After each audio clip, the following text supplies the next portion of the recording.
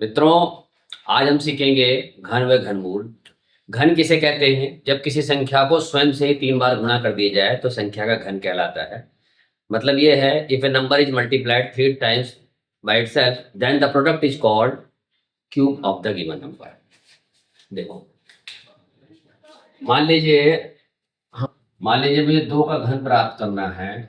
2 का घन, तो क्या करेंगे, इसके ऊपर 3 पावर लगा देंगे और इसको 3 बार मल्टीप्लाई कर देंगे। 2 गुणा में 2 गुणा में 2, यानी 2 दूनी 4 और 4 दूनी 8। ऐसे ही यदि 3 का क्यूब करना हो तो 3 के पावर 3 मीन्स 3 इंटू 3 इंटू 3, 3 3 या 9 और 9 3 या 20। ऐसे 4 का क्यूब करना हो तो 4 इंटू 4 इंटू 4, 4 4 जा 16 और 16 4 जा 64। और सिमिलरली किसी भी संख्या का क्यूब निकाल सकते हैं। ठीक है, जैसे निकालेंगे, मान लीजिए 7 का क्यूब निकालना हो तो 7 गुणा में 7 गुणा में 7। ठीक है, इसको गुणा कर लेंगे तो 343 इसका आंसर है। 7 से तो 49, 49 को 7 मल्टीप्लाई करेंगे 3। तो ये तो हुआ किसी संख्या का घन कैसे निकाला जाता है, घन किसे कहते हैं। ठीक है, अब हमें निकालना है क्यूब रूट यानी घनमूल किसे कहते हैं। घनमूल क्यूब का उल्टा होता है। जैसे मुझे 8 का क्यूब रूट निकालना है तो 8 किसका घन था? 2 का, तो इसका आंसर हो जाएगा 2। 27 का क्यूब रूट निकालना है तो इसका आंसर हो जाएगा 3। 64 का क्यूब रूट निकालना है तो 4 और 343 का क्यूब रूट निकालना है तो हो जाएगा 7। जैसे 8 का मुझे क्यूब रूट निकालना है तो इस तरीके से इसको लिख देना है, यहाँ पे 3 लिखना है। इसको ऐसे भी लिखा जा सकता है और इसको ऐसे भी लिख सकते हैं 8 की घात 1/3। ये और ये एक ही मतलब। तो ये किसका घन था? ये घन था 2 का, तो इसका आंसर कितना हो गया? 2। ऐसे 27, तो 27 को मुझे क्यूब रूट निकालना है तो क्या करेंगे, 27 27 किसका है? क्या बोलते हैं, 27 3 का घन था, यदि 27 के ऊपर 1/3 भी लिख सकते हैं तो इसका मतलब कितना हो? 3। ऐसे ही 64 का मुझे क्यूब रूट निकालना हो यदि, तो इसी तरीके से 64 का क्यूब रूट कितना हो जाएगा? 4। तो घन किसे कहते हैं? 3 बार मल्टीप्लाई करना। और घनमूल किसे कहते हैं? किस संख्या का वो 3 बार मल्टीप्लाई करके आया है। ठीक है, जिसका जैसे 343 के साथ तो 3 बार मल्टीप्लाई करके आया है तो 343 का क्यूब रूट कितना हो जाएगा? 7। अब आता है क्यूब रूट निकालेंगे कैसे। ठीक है, तो पहला तरीका क्यूब रूट निकालने का, अब हम लोग घनमूल निकालने का देखेंगे। पहला तरीका गुणनखंड विधि यानी फैक्टराइजेशन मेथड। पहला सवाल लेते हैं हम लोग। 125 का क्यूब रूट निकालना है तो एस सिंबल लगा देंगे। अब इसके गुणनखंड करेंगे 125 के, तो 125 गुणनखंड पता है, 5 गुणा में 5 गुणा में 5, 5 पंजे 25, 25 पंजे 125। तो पहले फैक्टराइजेशन कर लेंगे और 3 3 का समूह बना लेंगे, ग्रुपिंग करेंगे 3 3 नंबर डिजिट्स की। तो 3 संख्याओं का ग्रुप करने के बाद उस पूरे ग्रुप को हटा देंगे और बाहर एक संख्या लिखेंगे। इसको हटा दीजिए और बाहर एक संख्या आ गई 5। क्योंकि सारी संख्या आ गई है, कोई संख्या है नहीं, यही एक ही ग्रुप बना था, एक पूरा ग्रुप हटा दिया, एक संख्या बाहर लिख देंगे, यही इसका आंसर है। यानी ये इसका क्यूब रूट हो गया।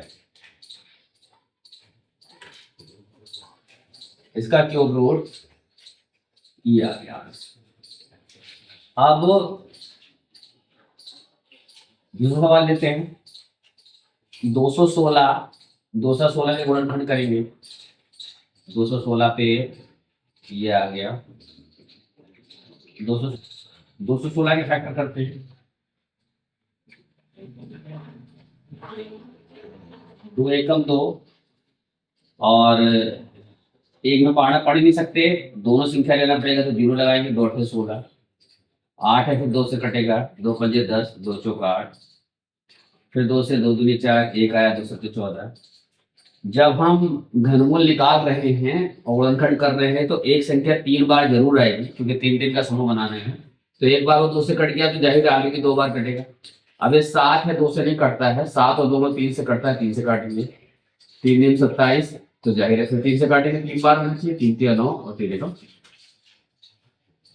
तो इसका बन गया गुणनखंड 2 गुणा में 2 गुणा में 2 और 3 गुणा में 3 गुणा में 3। अब ये 3 बार आ गया, ये भी 3 बार आ गया है।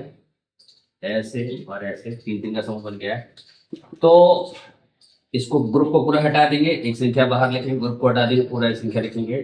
जब ये सारी संख्या आ गई तो सिंबल हट जाएगा और कुल मिला के आ गया 6। और 6 हमारा क्या हो गया, 6 हमारा आंसर। तीसरा सवाल,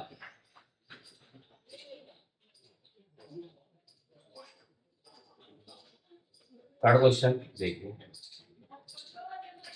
1728 के गुणनखंड करेंगे।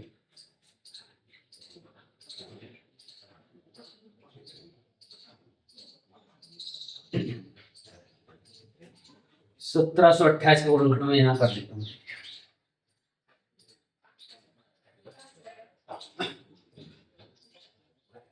इसको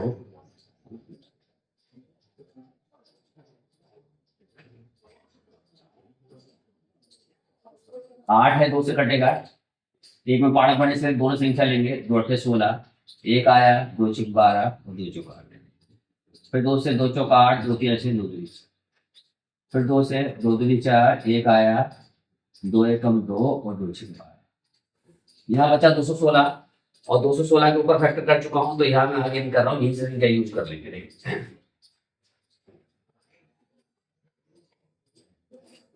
यानी 2 गुणा में 2 गुणा में 2, बाकी 2 16 बचा है, 2 16 में ये आगे की संख्या लिख लेते हैं। 2 गुणा में 2 गुणा में 2 और 3 गुणा में 3 गुणा में 3, और ये हमारा बन गया ये ग्रुप और ये ग्रुप। तो समूह बन गया 3 3 के। तो इसमें से एक संख्या 2, इसमें से दूसरी संख्या 2 और इसमें से 3। तो 2 दूनी 4 दिया 12, तो इसका आंसर कितना हो गया 12।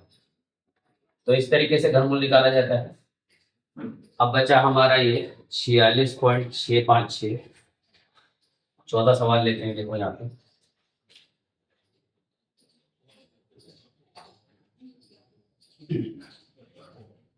छियालीस पॉइंट 656। इसमें क्या करना है, घनमूल निकालना हो तो पॉइंट को भूल जाइए, पूरी संख्या घनमूल निकाल लीजिए। जितनी संख्या के बाद पॉइंट हो उसका 1/3 हिस्सा करके पॉइंट लगा दें। देखो मैं इसको पॉइंट को भूल जाता हूँ, पूरी संख्या का गुणनखंड करके घनमूल निकाल लीजिए।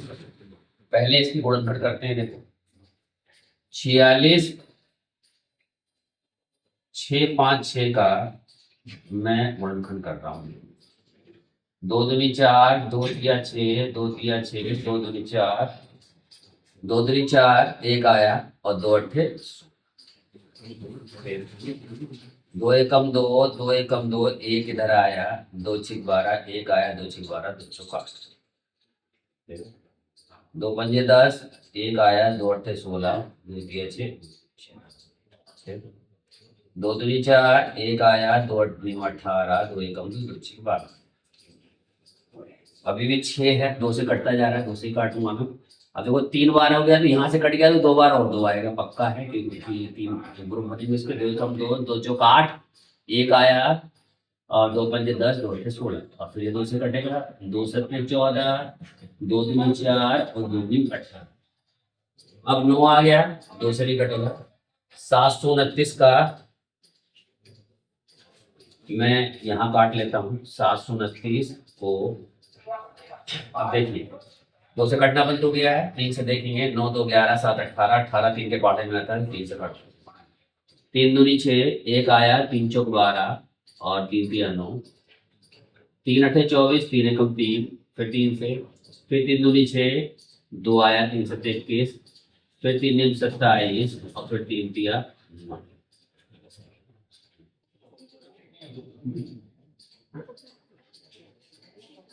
तीन नीम 27 और फिर 3 तिया और फिर 3 एकम। तो अब मैं यहाँ लिख देता हूँ, देखिए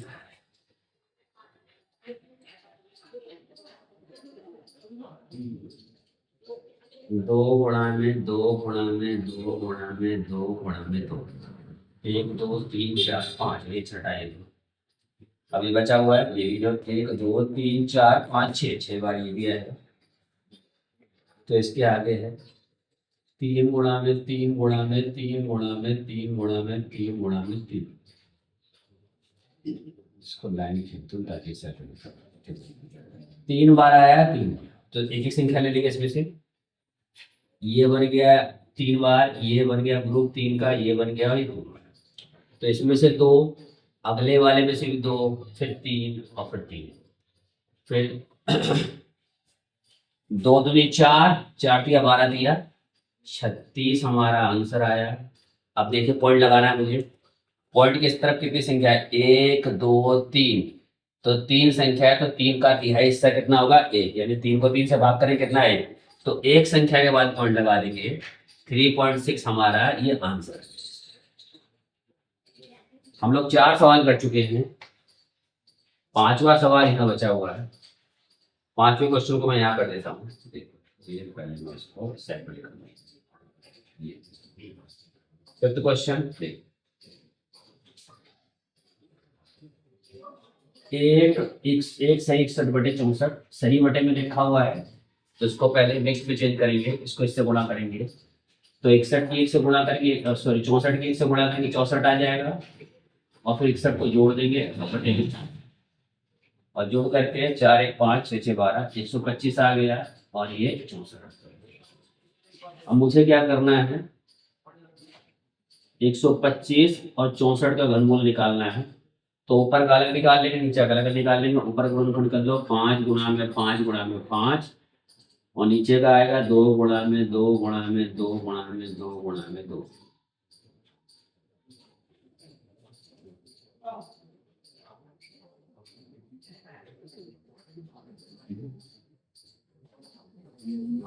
अब ऊपर से भी एक संख्या ले लेंगे, नीचे से भी ले लेंगे। तो देखिए ऊपर 5 आ गया, नीचे से 2, ये 3 बार है, ये 3 बार है, 2 गुणा में 2, तो 5 बटे में 4 हमारा यहाँ। तो इस तरीके से ये हमारा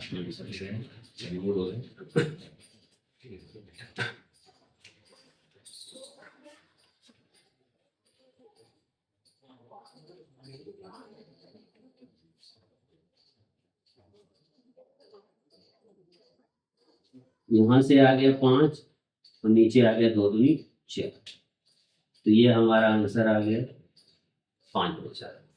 तो इस तरीके से देखा, बिना पॉइंट वाले देखे, पॉइंट वाले में सवाल देखा कैसे निकलता है, और ऊपर नीचे लिखा है यानी बटे में लिखा है तो उसका भी देखा घनमूल कैसे निकालना है। तो ये समझ में आया मैं फैक्टराइजेशन मेथड आपको। अब इससे अगली विधि पे आते हैं हम, दूसरी विधि। अब हम देखेंगे पहला सवाल, इसका घनमूल निकालेंगे तुरंत क्विक मेथड से, जल्दी से जल्दी। देखिए क्या करना है आपको, इधर से 3 अंकों वाली संख्याओं को ले लेना है, ये अंडरलाइन कर दीजिए, ठीक है। अब इसी को 2 हिस्सों में बांट दिया, ये अलग कर दिया, वो अलग कर दिया, ठीक है। अब इसमें देखना है पहला अंक 3 है, ठीक है। 3 देखो कहाँ पर आ रहा है, यहां से यहां तक देखने पर 3 यहाँ पर आ रहा है 3, तो 3 किसके क्यूब में आ रहा है? 7 के क्यूब में आ रहा है। 7 को 3 बार गुणा करते हैं तो इकाई अंक 3 आता है, इसलिए पहला अंक इसका क्या आ जाएगा? यहाँ पे 7 आ गया। उसके बाद जो बचा 300 देखना है कहां पर आ रहा है, यहां से आप देखिए 64 125 216 343 343 ज्यादा हो गया, तो इससे पहले चलेंगे 216, कम वाला लेना है। अब ये कम वाला 216, ठीक है, किसके क्यूब करके आ रहा है? 6 को क्यूब करके आ रहा है, तो इसका आंसर क्या लिख देंगे? इसका यहाँ संख्या क्या लिख देंगे? 6 लिख देंगे, इस तरीके से 6। तो इसका आंसर कितना हो गया? 67 हो गया। अगले सवाल अगले सवाल में क्या है देखो, 3 अंक में 552 है ये स्टार्टिंग का, इधर से स्टार्ट करते हैं। तो 552 में पहला अंक क्या है? 2 देखो कहाँ पे आ रहा है, इधर देखो रेड वाले को, ये 2 ये रहा, ठीक है। 2 किसको 3 बार गुणा करके आ रहा है? 8 को 3 बार गुणा करके आ रहा है, तो यहाँ पे क्या लिख देंगे हम? पहला अंक हमारा हो जाएगा 8। अब बचा 474। 474 देखो किस में आ रहा है? 474 216 भी कम है, 343 भी कम है, 512 ज्यादा हो गया। तो इससे कम वाला क्या है? कम वाला 343 है, कम वाले और किसके क्यूब करके आ रहा है? 7 को क्यूब करके आ रहा है, तो यहाँ क्या लिख देंगे? 7। तो इस तरीके से बच्चों इसका आंसर हो गया, ठीक है। आसानी से इसको समझ लेंगे आप, ठीक है। बहुत आसान तरीका है, फिर दोबारा बता देता हूँ। पहले 3 अंक को देखना है, इधर को इकाई ढाई सैकड़े वाले को, इसका पहले अंक को देखना है। पहला अंक किसमें आ रहा है? 3, इसमें वाले में, तो इसको 7 को लिख देना है यहाँ पे, किसके क्यूब में आया था। बाकी बचा 300 को भी देख लो, 300 नहीं आ रहा है, उससे कम वाला 216, तो 6 है, तो 6 लिख देंगे। ऐसे यहाँ 552 है, 2 किस वाले में आ रहा है, 2 इस वाले में आ रहा है, तो इसका क्या हुआ 8, ठीक है। और 474 क्या है, 474 512 तक नहीं आया, इससे पहले वाले में आया है 7, तो यहाँ 7, ठीक। इस तरीके से इसका आंसर आ गया। इसी तरीके से जल्दी जल्दी हम घनमूल निकाल सकते हैं। बच्चों आपको समझ में आ रहा होगा। यदि आप चैनल पर नए हैं तो तुरंत सब्सक्राइब कर लीजिए, बेल आइकन को भी दबा दीजिए और ज़्यादा से ज़्यादा बच्चों को शेयर कीजिए। तो मिलते हैं बच्चों नेक्स्ट वीडियो में, तब तक के लिए जय हिंद।